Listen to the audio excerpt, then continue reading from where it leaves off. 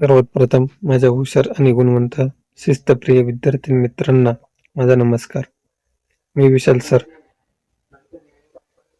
आजच्या व्हिडिओमध्ये ध्वनीचा अभ्यास या धड्यावरील काही महत्त्वाचे प्रश्न आणि त्या धड्यातील असणारे महत्त्वाचे मुद्दे या व्हिडिओमध्ये आपण बघणार आहोत.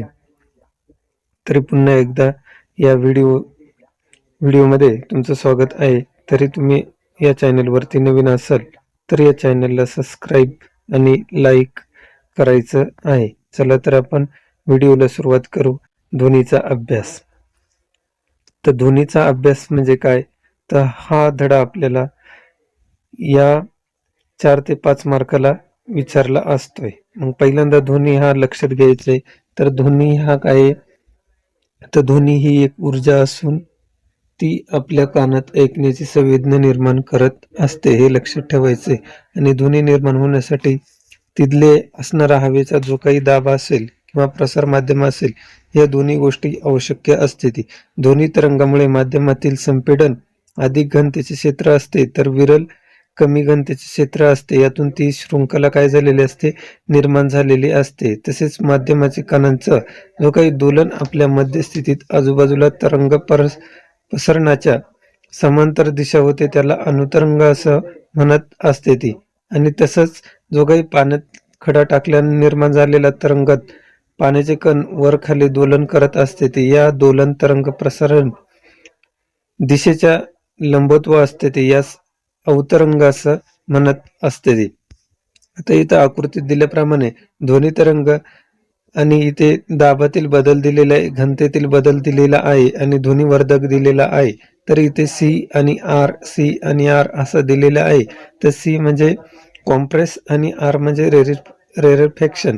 मग संपीडन आणि विरलन यांचं आकृती दिलेली आहे. तसेच विरलन म्हणजे हवेचा दाब हा कमी झालेला असतोय, तर संपीडन म्हणजे जो काही हवेचा दाब असतोय हा हवेचा दाब काय झालेला असतोय, जास्त झालेला असतो. या आकृतीतून लक्षात ठेवायचं आहे.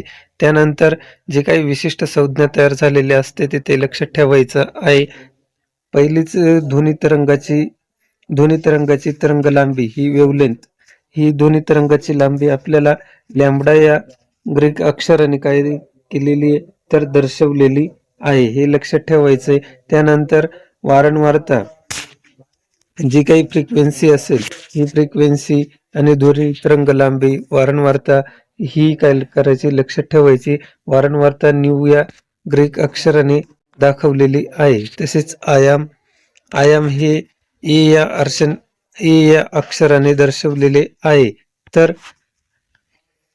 तर एखाद्या बिंदूपासून घनतेचे एक अपवर्तनांक पूर्ण होण्यास लागणारा जो काही कालावधी असतो त्या कालावधीला तरंग काल असं म्हटलेलं आहे. तो आपण टी या अक्षराने काय करत असतोय, दर्शवित असतोय, हे लक्षात ठेवायचं आहे.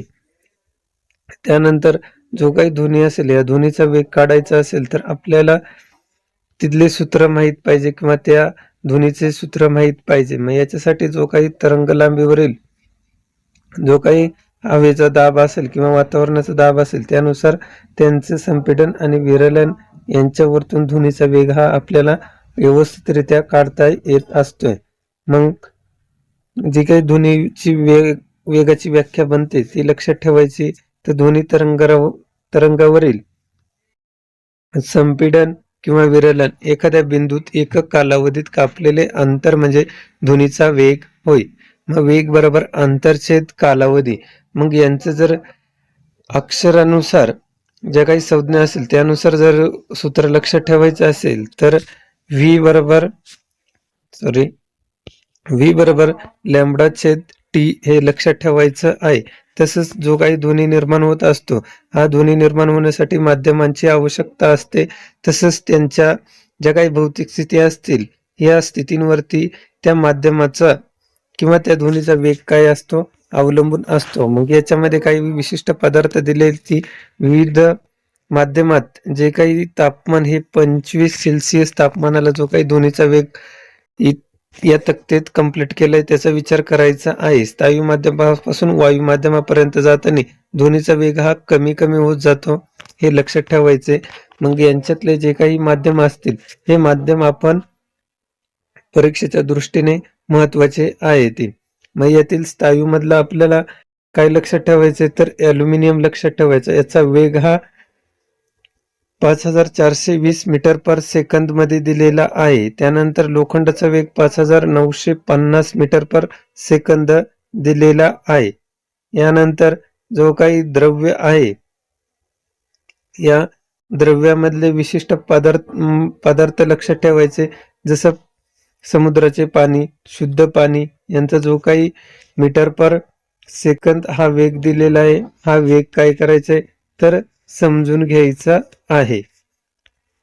त्यानंतर वायू माध्यमातलं कोणतं लक्षात ठेवायचंय तर हायड्रोजन आणि हेलियम हे दोन वेग लक्षात ठेवायचे आहे. त्यानंतर जे काही माध्यम असतील त्या माध्यमानुसार किंवा तिथल्या भौतिक बदलानुसार जो काही वेग असतो ध्वनीचा वेग हा काय झालेला असतोय तर बदललेला असतोय, हे लक्षात ठेवायचं आहे. मग त्याच्यात दिलेले तापमान, हा तापमान जास्त करून लक्षात ठेवायचे. जो काही ध्वनीचा वेग असतो हा माध्यमाच्या तापमानावरती टी या वर्गमुळाशी समानुपाती असतो. म्हणजेच तापमान चौपट झाल्यास ध्वनीची गती काय झालेली असते दुप्पट झालेली असते, हे लक्षात ठेवायचे. त्यानंतर घनता ही ध्वनीचा वेग हा माध्यमातील वेगाच्या वर्गमुळाच्या व्यस्त प्रमाणात असतो. म्हणजेच घनता चौपट झालीस गती काय झालेली असते अर्धी झालेली असते. हे 2 पॉइंट लक्षात ठेवायचे आहे ते. त्यानंतर जे काही ध्वनी असतील हे श्राव्य ध्वनी, अश्राव्य ध्वनी व श्रावकातील ध्वनी हे कन्फर्म आपल्याला 3 मार्काला किंवा 4 मार्काला प्रश्न विचारला जात असतो, हे लक्षात ठेवायचं आहे. मग याच्यात जे काही मानव ध्वनी ऐकू शकतो याची मर्यादा आणि जे मानव ऐकू शकत नाही यांची पण मर्यादा किंवा वारंवारता यामध्ये दिलेली आहे, तर ते लक्षात ठेवायचे. तर जो ध्वनी आपण मानव ऐकू शकतो त्या ध्वनीला आपण काय म्हटलेलं तर श्राव्य ध्वनी म्हटलेलं आहे. मग याची जी काही वारंवारता असते ही वारंवारता 20 हर्ट्झ ते 20,000 हर्ट्झ इतकी आहे, हे लक्षात ठेवायचं आहे. त्यानंतर दुसरं आहे अश्राव्य ध्वनी. अश्राव्य ध्वनी म्हणजे ज्या ध्वनीची वारंवारता 20 हर्ट्झ पेक्षा काय झालेली आहे कमी झालेली आहे, त्यांना अश्राव्य ध्वनी असं म्हणतात, हे लक्षात ठेवायचे. आणि त्यानंतर ज्या ध्वनीचं वारंवारता ही 20,000 पेक्षा काही अधिक असते त्या ध्वनीला आपण काय म्हटलेले श्रवणातील ध्वनी असं म्हटलेलं आहे, किंवा श्रावातील ध्वनी असं म्हटलेलं आहे, किंवा अल्ट्रासाऊंड असं पण म्हटलेलं आहे. मग या माध्यमातील हे 3 पॉइंट लक्षात ठेवायचे आहे ते. तसंच खाली उदाहरण म्हणून आपण कुत्रा, वटवाघळू, उंदीर, डॉल्फिन असे प्राणी लक्षात ठेवले तरी चालेल. पण पुढचा जो काही पॉइंट आहे या पॉइंट वरती हमखास 2 मार्काचे किंवा 3 मार्काचे प्रश्न पडत असते ती. जसं की श्राव्यातील ध्वनीचे उपयोग काय करायचे ते आपण लक्षात ठेवणार आहोत. पहिला आहे एकाच जहाजावरून दुसऱ्या जहाजाशी संपर्क साधण्यासाठी श्राव्यातील ध्वनीचा काय करत असते ती उपयोग करत असते ती. तसंच दुसरं प्लॅस्टिकचे जे काही पृष्ठभाग असतील हे एकत्र जोडण्यासाठी श्राव्यातील ध्वनीचा उपयोग करत असते ते. त्यानंतर जे काही दूधजन्य पदार्थ असेल किंवा दुधासारखे द्रव्य अधिक काळ टिकून ठेवण्यासाठी किंवा जीवाणू मारून टाकण्यासाठी या श्राव्यातील ध्वनीचा काय केलेला मोठ्या प्रमाणात उपयोग केलेला आहे. तसंच हृदयाच्या ठोक्यांचा अभ्यास करण्यासाठी जे काही तंत्रज्ञानाचा उपयोग करून या श्राव्य ध्वनीचा काय केलेला मोठ्या प्रमाणात उपयोग केलेला आहे. आणि 5वं म्हणजे जे काही मानवी शरीरातील आंतर अवयवांची जी काही प्रतिमा मिळवत असतो ती प्रतिमा या ध्वनीमार्फत काय केलेली मिळवता येते. त्यानंतर 6वा उपयोग आहे जे काही श्राव्यातील ध्वनीचा उपयोग कारखान्यांमध्ये ज्या ठिकाणी आपला हात पोचू शकत नाही त्या ठिकाणी काय केलेले यंत्रांची स्वच्छता करण्यासाठी या श्राव्यातील ध्वनीचा काय केलेला मोठ्या प्रमाणात उपयोग केलेला आहे. तसंच धातूच्या ठोकळ्यातील तडे किंवा भेगा शोधण्यासाठी या ध्वनीचा उपयोग केलेला आहे. त्यानंतर ध्वनी परावर्तन हा 2 मार्काला प्रश्न विचारला जात असतोय. मग चांगले परावर्तक आणि अयोग्य परावर्तक हे लक्षात ठेवायचे. जसं प्रकाशाचे परावर्तन आहे अगदी त्याच प्रकारे या ध्वनीचे परावर्तन पण आहे ते. मग चांगले परावर्तक किंवा अयोग्य परावर्तक यांचं काय करायचंय, वर्गीकरण करायचं आहे. हे वर्गीकरण करण्याच्या पूर्वी जो काही पहिला पॉइंट आहे, ज्या पृष्ठभागाचा जो पृष्ठभाग कठीण आणि सपाट पृष्ठभागावरती ध्वनीचे काय झालेले चांगल्या प्रकारे परावर्तन होत असते, तर कपडे, पेपर, चटई, पडदे, फर्निचर यासारखे जे काही ध्वनी परावर्तक पदार्थ नाही येते त्याच्यामुळे ते काय होत असते, ती ध्वनी शोषून घेतला जात असतोय. मग त्यांना काय म्हणायचं, अयोग्य परावर्तक असं म्हटलेलं आहे. त्यानंतर पुढचा पॉइंट आहे, हा पण आकृती काढून स्पष्ट करा. यासाठी हा सोनार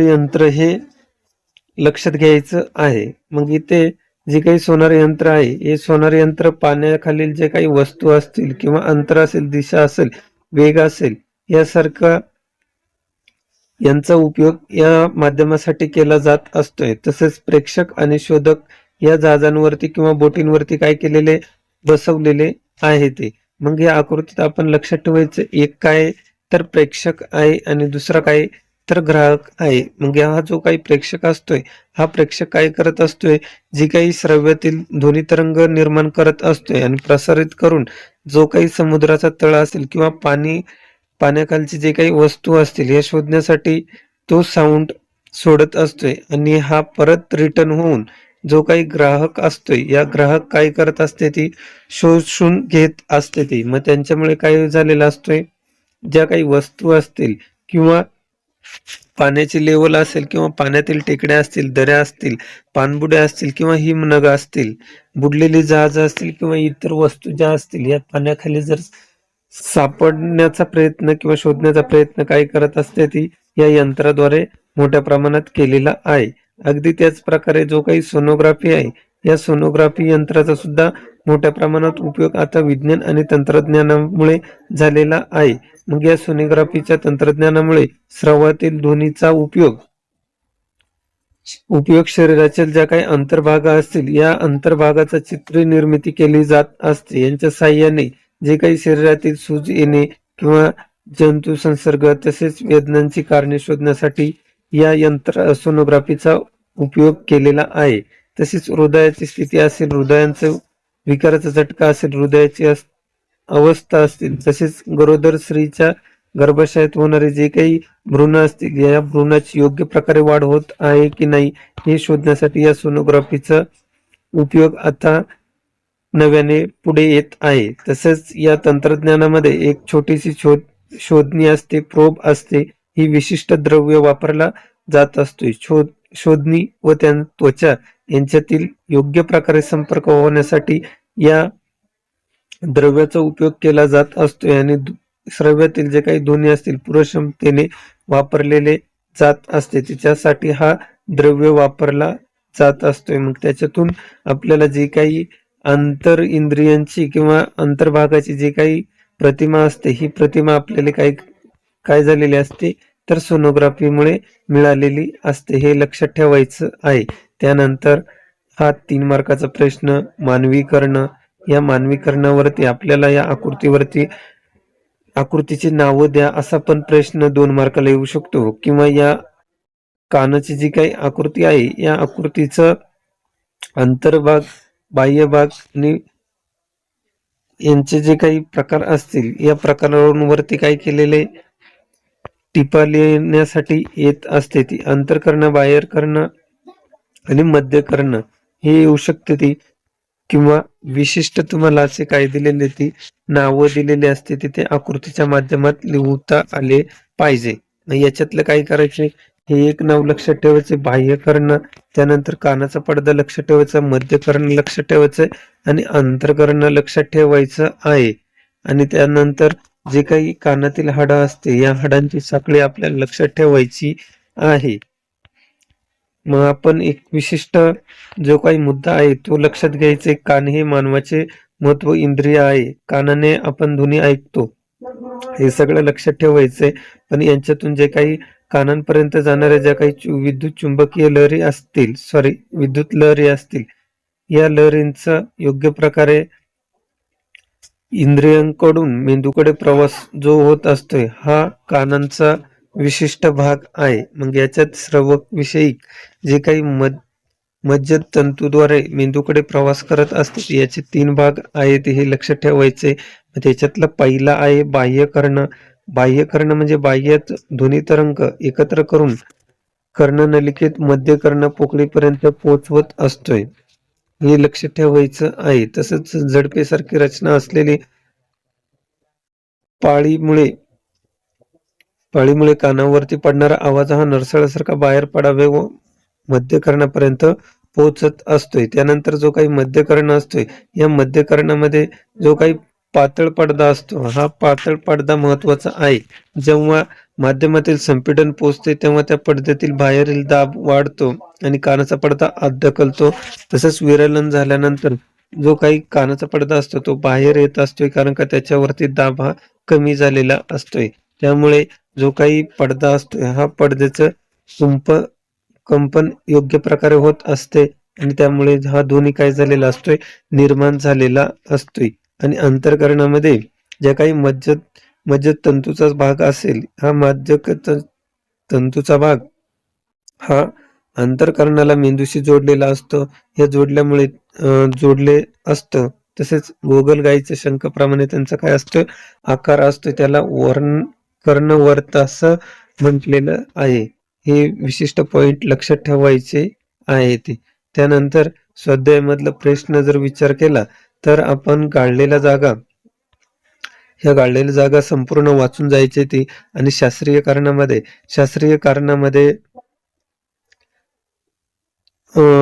ई वाला लक्षात ठेवायचंय. वर्गात निर्मित झालेला प्रतिध्वनी आपण ऐकू शकत नाही हा लक्षात ठेवायचा आहे. प्रश्नांमध्ये जे काही उत्तर लिहायचे आहे ते लक्षात ठेवायचंय का प्रतिध्वनी म्हणजे काय, प्रतिध्वनी म्हणजे ध्वनी सपुष्ट ऐकू येण्यासाठी कोणत्या बाबी आवश्यक आहेत हे लक्षात ठेवायचे. तसंच ध्वनीविषयक माहिती वापर या ठिकाणी केला जातो हा लक्षात ठेवायचा आहे. आणि त्यानंतर जे काही टिपलिया असतील या टिपलिया योग्य प्रकारे करून जायचं आहे. बाकी राहिलेला भाग पुढच्या व्हिडिओमध्ये बघू.